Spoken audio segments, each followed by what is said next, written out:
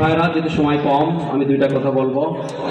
আমি প্রথম কথা বলতে চাই, 24-এর গণ আন্দোলনে যারা শহীদ হয়েছেন, জীবন দিয়েছেন এবং যারা জীবনের বিনিময়ে বাংলাদেশের মানুষকে নতুনভাবে স্বাধীনতা এনে দিয়েছেন, তাদের একটি বক্তব্য ছিল, আমরা বাংলাদেশের মাটিতে জাস্টিস প্রতিষ্ঠা করতে চাই, ন্যায় নীতি প্রতিষ্ঠা করতে চাই।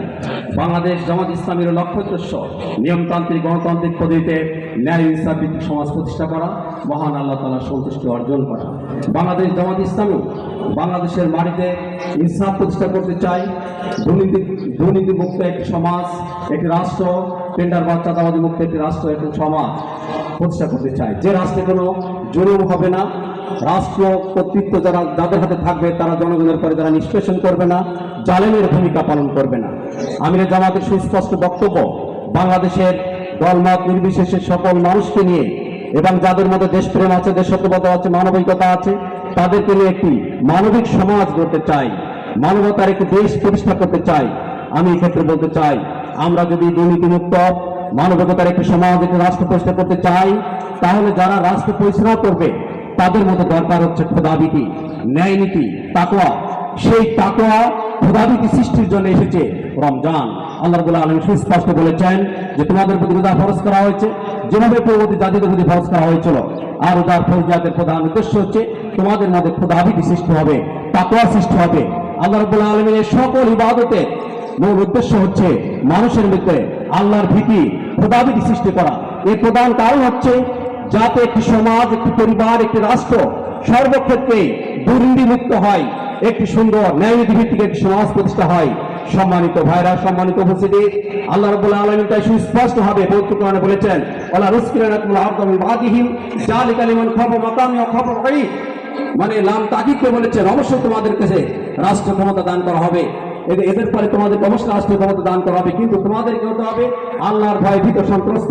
কিয়ামতে আখিরাতে আল্লাহর সামনে ইহকালীন জীবনের সকল হিসাবের দায়িত্ব নিয়ে আল্লাহর সামনে দাঁড়াতে হবে।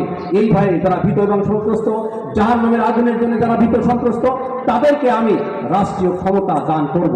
সম্মানিত ভাইরা, বাংলাদেশ জামাত ইসলামী আগামী দিনের যে নির্বাচন, সেই নির্বাচনের মাধ্যমে এদেশের ক্ষমতায় আসতে চায়। এদেশের মানুষের সকল শ্রেণী পেশার মানুষের বক্তব্য 53 বছর ধরে সকল দলকে আমরা দেখেছি, সকল দলের দেখা শেষ, জামাত ইসলামীর বাংলাদেশ, এটা হচ্ছে আজকে সকল শ্রেণীর মানুষের স্লোগান।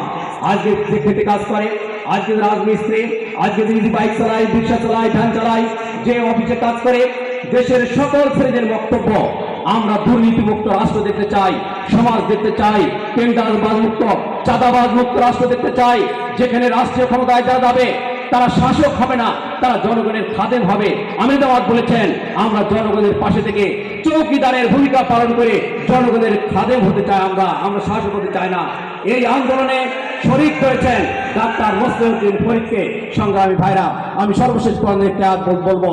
আল্লাহ রাব্বুল আলামিন পবিত্র কোরআনের সূরা পবিত্র কোরআনের মধ্যে বলেছেন, ওয়ালাউ আন্না আহলাল কুরা আমানু ওয়াত্তাকাউ লাফাতাহনা আলাইহিম বারাকাতিন মিনাস সামাই ওয়াল আরদ। আল্লাহ রাব্বুল আলামিন বলেন, কোন জনপদের মানুষ যদি ইমানদার হয়, তাকওয়াবান হয়, আল্লাহর রহমতের বাড়িধারা সেখানে বর্ষিত হয়।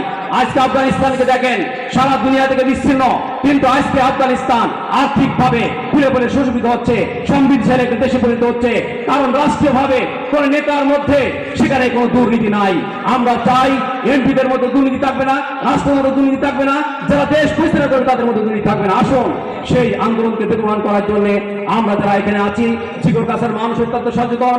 86 সালে নির্বাচনে দেখেছে, আমরা দেখেছি এখানকার মানুষ 2001 সালে আগামী দিনের জাতীয় নির্বাচনে সৎ এবং যোগ্য নেতৃত্বকে আপনারা নির্বাচিত করে এদেশে দুর্নীতিমুক্ত একটি রাষ্ট্র সমাজ প্রতিষ্ঠার আন্দোলনকে আরো বেগবান করবেন, এই আশা ব্যক্ত করে আমার বক্তব্য শেষ করে সবাইকে ধন্যবাদ, মোবারকবাদ, শুভেচ্ছা জানিয়ে আমি বক্তব্য শেষ করছি। আল্লাহ হাফেজ। বাংলাদেশ জিন্দাবাদ, বাংলাদেশ জামাত ইসলামী জিন্দাবাদ।